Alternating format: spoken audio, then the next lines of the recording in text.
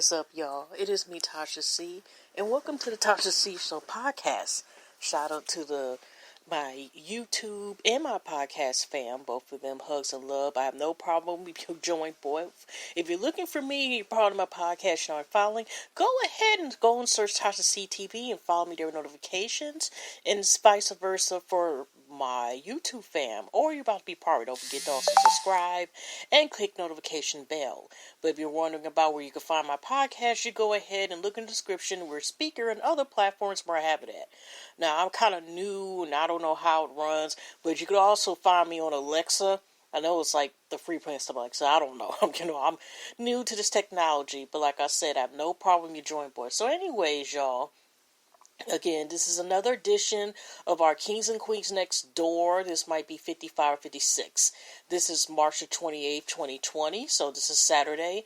I woke up kind of like at 3, almost 4 something in the morning, so it's 5:46. So I'll definitely be going back to bed. I'm still straightening out my sleeping pattern, so I figured, why not get this done right now, and that way I'll be taken care of. I'm again just going to read a couple articles.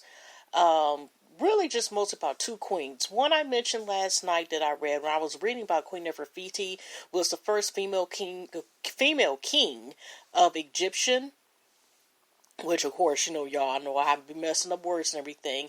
And a little information about the upcoming movie that will be premiering April the 11th. And there's also another movie on April the 12th, which I already had talked about previously with Kim Fields, being one of the people, something about keeping the faith or something. But they're both supposed to premiere on the Lifetime channel, Easter weekend. So anyway, let's go ahead and I'm going to read these articles, y'all, and then I'm going to go night-night, okay? Well, actually, a nap, not technically night-night.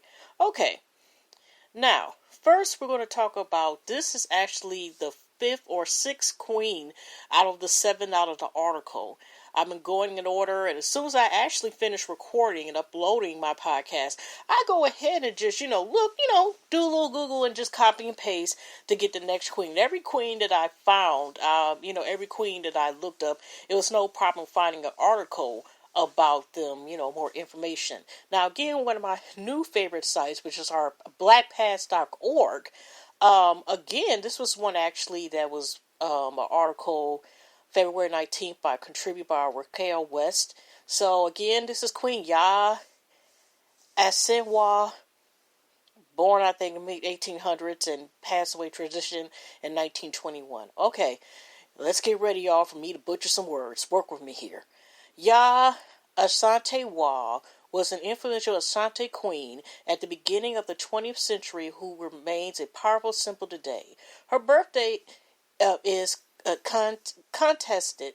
She is generally believed to be born between the 1840s to 1860s in the Ashanti Confederacy in present-day Ghana. She was a skilled farmer before ascending to the title Queen Mother in the 1800s. It is believed that she was chosen for this title due to the martial aspect of the Ashanti culture and her elder brother Naki Asachwe Asante Okpugs, who was a powerful ruler at the time, appointed her to the role. As the Queen Mother, Asantwa held many responsibilities, including being the gatekeeper of the Golden Stool. The Golden Stool is the emblem of the Ashanti Kingdom, culture, symbol, and power. Since the Queen Mother is elected to be the mother of the reigning king, she presents the candidates for when the occupant of the stool, the chieftain, becomes vacant into turn protecting the establishment of authority. Additionally, since Queen Mother is the main advisor for the king, and thus the highest position within the empire, she fills the role of guarding the golden stool. In 1896, the Ashanti's people began to rebel against the British presence in their lands and the British attempt to construct the Gold Coast colony. To retaliate, the British captured and exiled Ashanti Fene first, king of Ashanti, and Asantwa's grandson Kofi Tene, who was also a powerful leader. The British removed the king and other Ashanti leaders to the Sand Islands in an effort to acquire the golden stool, while remaining leaders within the community debated on how best respond to the British threat. Ashawa held her ground and rallied the troops. Her leadership and passion led to a role as commander-in-chief of the Ashanti army. In turn, the Anglo-Saxon Wars, fifth and final war against the British, became known as the Ashanti War of Independence, or War of the Golden Stool, which began on March 28th, 1900. You know what, y'all? I did not know I actually was coincidence reading it exactly on the same date, same date of this account of this beginning of this war of this event. I just picked this thing, but interesting enough. Okay, let's keep going. That conflict began when British Representative Sir Frederick Missel Hodgson sat on the golden stool. Since the stool was not a throne, when Hodgson's act became known, Yah essentially led the rebellion, which resulted in the death of 1,000 British and allied African soldiers and 2,000 Ashanti. Both totals were higher than the deaths from all previous wars between the Ashanti and the British combined. To inspire the leaders of her community, Ashawa complained that if the men of the kingdom would not defend the people, then the women would rise to the challenge. This both invigorated the men and challenged traditional gender roles. She led the rebellion and became an image of strength and resistance. Unfortunately, she was captured during the rebellion and exiled to Seychelles, where she died in 1921. Yasser remains a powerful reminder due to her impactful actions in both empowering her people and in tactics against the British Army. In August 2000, to commemorate her influence, a museum was opened in her honor in the Lajra district of Ghana. Similarly, there is an achievement award titled the Nanya Nyaya Asante Awards Nanya, which honors women who uphold the values of leadership of Sawa. Also, I should find, like, the African kings and stuff. I mean, like the powerful African kings. I think I've done that before. That should be my next one, and probably hopefully I can find one, like, I found a list what I found with the influential queens of Africa, and maybe, like, go and read information on the men, once I finish this. Okay. Get ready for some slice of trial. Now, I got 2 articles about this woman because, like I said, I was reading about Queen Nefertiti. They were mentioned about this. I heard about this, a little bit information about this one before in history books, in elementary school and stuff, but not, like, a lot of information about the impact of this female king. Okay, has she I'm telling y'all know I ain't about these words. Powerful Female Pharaoh by Owen Jarish. This was published about a year ago. That's exactly what it says. And the first article we're going to read is on life science. Okay? Now let's try my best to read this. Okay. Hatshepsut was a female pharaoh of Egypt. She reigned between 1473 and 1458 BC. Her name means foremost of noble women. Her rule was relatively peaceful, and she was able to launch a building program that would see the construction of Great Temple and Deir Bari at lecture. She also launched a successful sea voyage to the land of Punt, a place located somewhere on the northwest. Okay, sorry y'all. The article went down northeast coast of Africa, where they traded the inhabitants bringing back marvels. Despite the apparent success of her reign and the burial in the Valley of the Kings, her moms would be defaced after her death, apparently by her co-ruling stepson/nephew, Thutmose III. The fact that a woman became pharaoh of Egypt was very unusual. In the history of Egypt during the dynastic period 3000 to 332 BC, there were only 2 or 3 of them that managed to rule as pharaohs, rather than wielding power as great wife of a male king, writes Egyptologist N. Shaw in his book Exploring Egypt. Oxford University Press, 2003. Birth. Hatshepsut, along with her sister Nefertiti, was the daughter of Pharaoh Thutmose I and his wife Ahmose. Thutmose I was a warrior king who launched successful campaigns in Nubia and Syria, expanding the territory under Egyptian rule. After Hatshepsut became the true ruler of Egypt, she claimed to be of divine birth, which the result of a union between her mother and the god Amun. She also claimed that Thutmose had named her as his successor before his death. Underscoring her claim, one of her reliefs decorating Hatshepsut's enormous funeral complex displays Thutmose first crowning her daughter as king in the presence of the Egyptian gods. Write Helen Gardner and Fred Kindler in Gardner's Art Through the Ages, The Western Perspectives, in 2010. Queen Thutmose II. After the death of her father, the Egyptian throne passed to Thutmose II, Havar's half-brother and husband. In ancient Egypt, it was not usual for a royalty to marry within their family. Like his predecessor, he fought in Nubia. The Egyptian armies continued to quell uprisings in Nubia and brought about the final demise of the kingdom of Kush at Kerma, writes Betty Bryson in a section of the Oxford History Ancient Egypt, cited by courts, Oxford University Press, 2000. In their personal life, the couple had a daughter named Nefertiti who would go on to assume royal duties. She appears during her mother's reign, officiating as God's wife for honor, writes Michael Rice in Who's Who in Ancient Egypt, Royals 1999, witnessing elevation up to the pharaoh. With the death of Thutmose II, the throne fell to Thutmose III, a stepson or nephew of Hatshepsut. He was, however, a child and unable to rule Egypt, leaving Hatshepsut to serve as regent.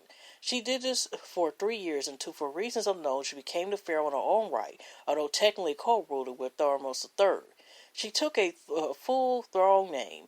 Statues that were created depicting her as a male king, downright to the beard. However, she did allow some feminine traits to come through, although most of her reign has depicted with the traditional image of a male king. The names that she used as king were formed within grammatically feminine principles, thusly open acknowledging her female status, writes Gay Robinson in 1999 article, The Journal of Egyptian Archaeology.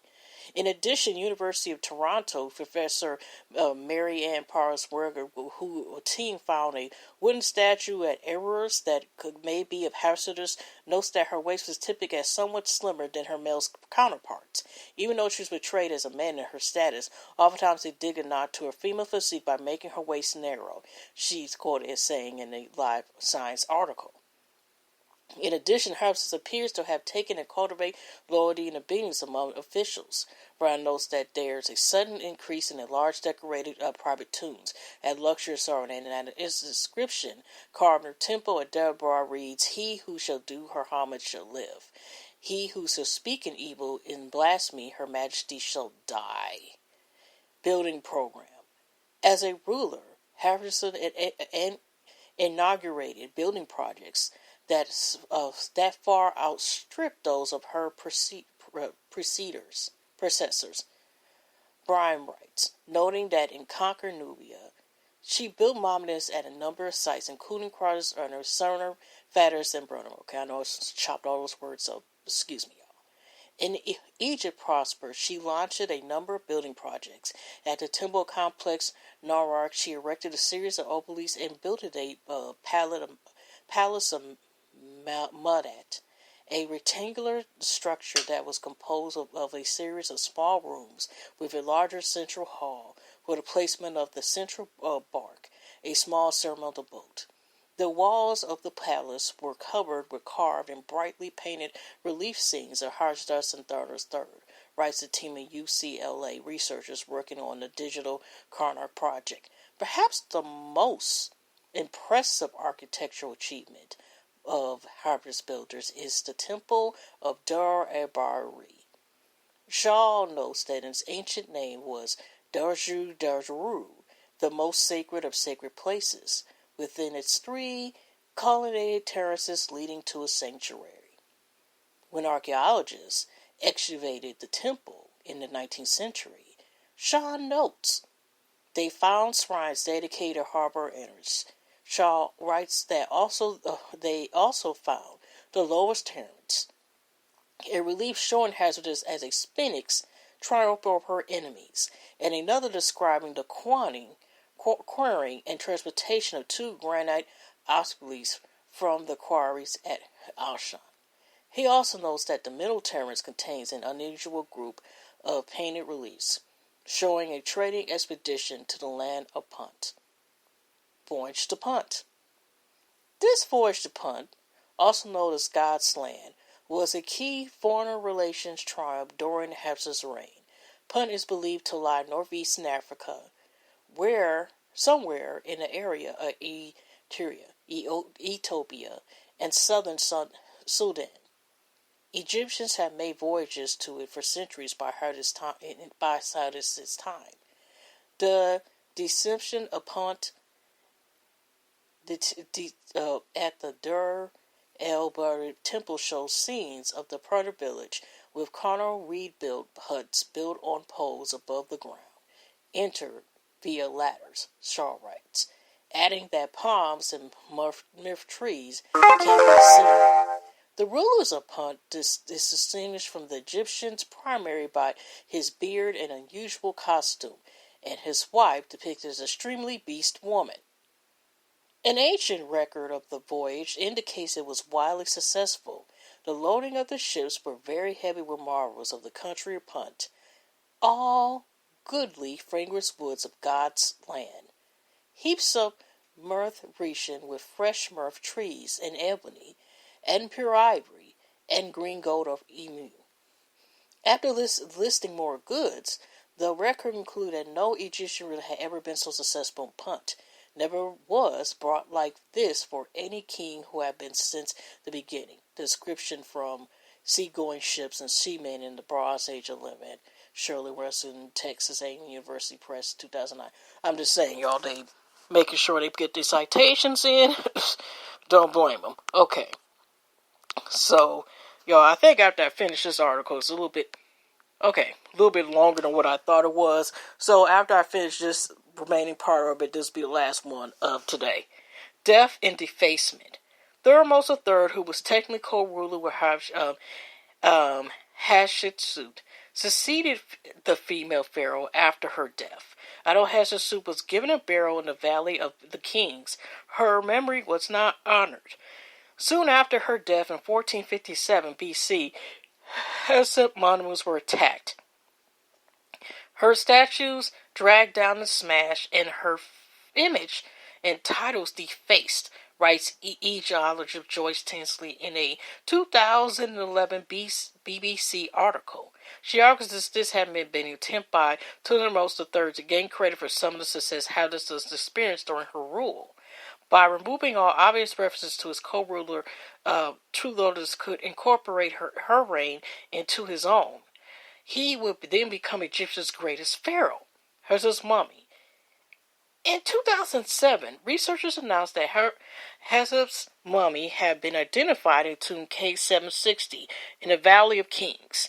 The CT scan of a single tooth in a box with Hatshepsut's name on it perfectly matched the tooth socket in the mommy's jaw, writes Cornell University anthropologist Mara Small in a Life Science article. She notes that she was around 50 when she died, balding, suffering from diabetes, and wearing a red nail polish. Black and red nail polish. Wow, that's science coming a long way. She also had desire for perfume. Small writes that despite her health problems and the post-mortem destruction of some of her images, history still remains hers as a successful ancient ruler. Her image couldn't be erased because even with the weight, the beard, the nail polish, she was a ruler, and a grand one, she writes. In ancient Egypt, just like today, you simply can't keep a good woman down.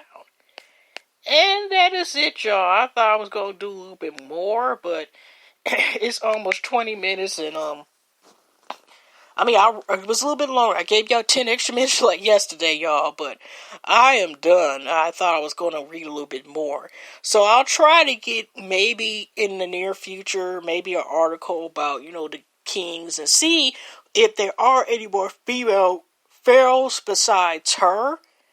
That I just mentioned, that I couldn't pronounce her name, and we'll take it from there, y'all, and you will see me tomorrow with another podcast. It's 9 times 10 going to be another Our Kings and Queens, edition. Okay, but anyway, y'all's hug and loves, God bless, positive vibes, we're going to pay the manifestations, we're going to get through it, stay safe, God bless, hugs and loves, everybody. We're going to do virtual hugs and loves, okay? And I will see y'all in the next one. Take care, y'all. Enjoy y'all Saturday.